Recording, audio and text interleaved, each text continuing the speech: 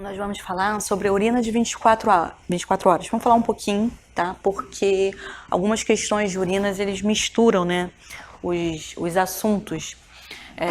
Então, mistura EAS, ou às vezes até nem é nada muito difícil, né? Tipo, mistura só a parte de coleta, enfim. Então, eu vou fazer um apanhado também aqui sobre urina de 24 horas, que vai responder todas as questões que já foram cobradas aí, tá? Então, para que serve, né, esse exame de urina de 24 horas? Serve para quantificar exatamente um analito na urina. Então, toda vez que eu penso que eu quero quantificar, eu tenho que usar urina de 24 horas. Se eu só quero saber se tem e ter uma ideia aproximada, se é muito, se é pouco, né? Aí eu posso fazer um EAS, dependendo de qual é a substância, né? Então, as mais comuns já fazem parte da fitinha lá do EAS. Outras a gente precisa quantificar. Ah, como assim? Quais que eu preciso quantificar? Por exemplo, creatinina, ureia, às vezes eu preciso quantificar a glicose, né? Então, e alguns outros analitos, tipo ácido úrico, né? No caso de pessoas que têm cálculo, lembra que a gente falou lá de cálculo? Então, pode ser que você queira, precise quantificar essas substâncias. Então, tem uma série de substâncias que podem ser dosadas, tá? Mas sempre que eu preciso saber quantidade, valores certos, aí eu preciso usar a urina de 24 horas.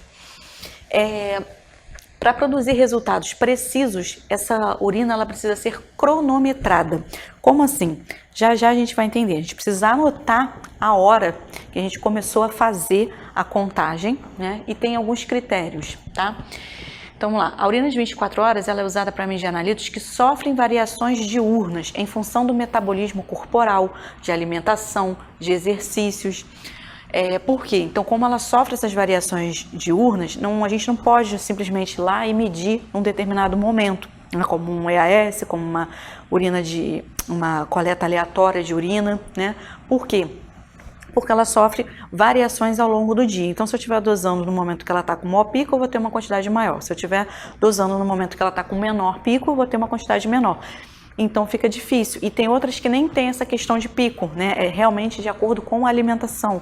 Então, fica muito difícil. Então, para a gente poder alterar menos, né, as variáveis em cima aí dessa medição, o ideal é que a pessoa tenha a vida normal, né, nessas 24 horas e aí coleta-se toda a urina para poder ter um apanhado geral de todos os momentos, tá? Então, essa amostra ela é cronometrada, como? Você começa e termina a contagem com a bexiga vazia. Cara, eles cobram muito isso aqui em prova, tá?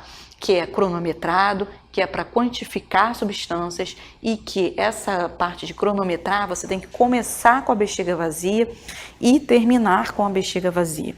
Como assim? Então, vou dar um exemplo aqui para vocês entenderem melhor.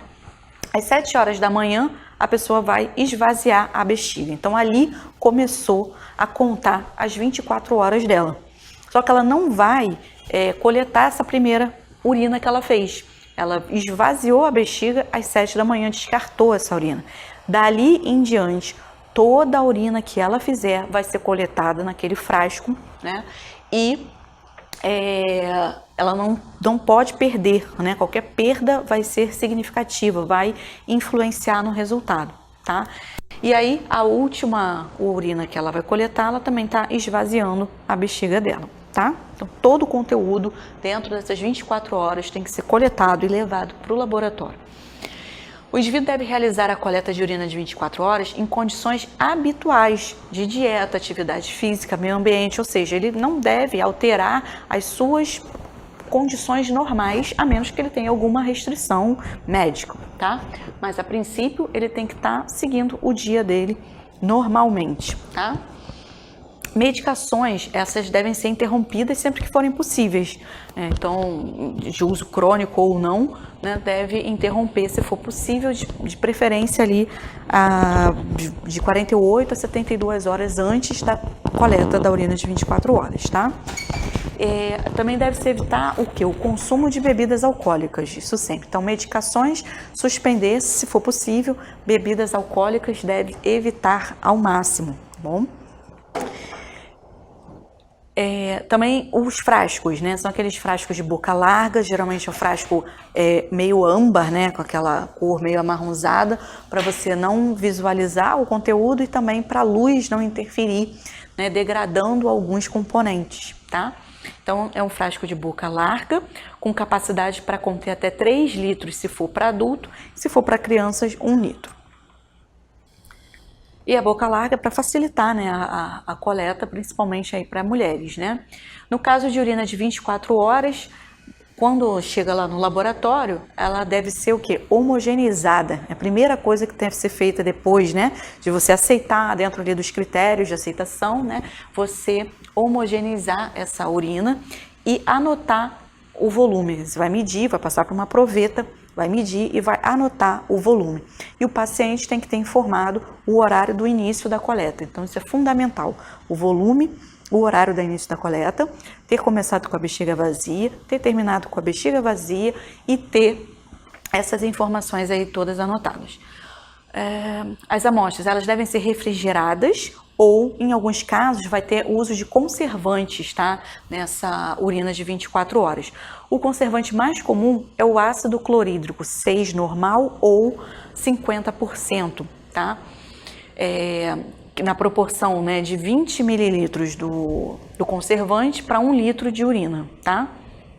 Essa aqui é a concentração.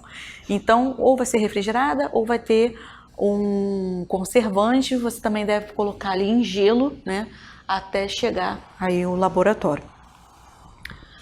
Essa refrigeração a gente já viu lá, né, na nossa primeira aula, que precipita, né, favorece a precipitação de cristais, aumenta a densidade, mas isso não está sendo avaliado aqui na urina de 24 horas.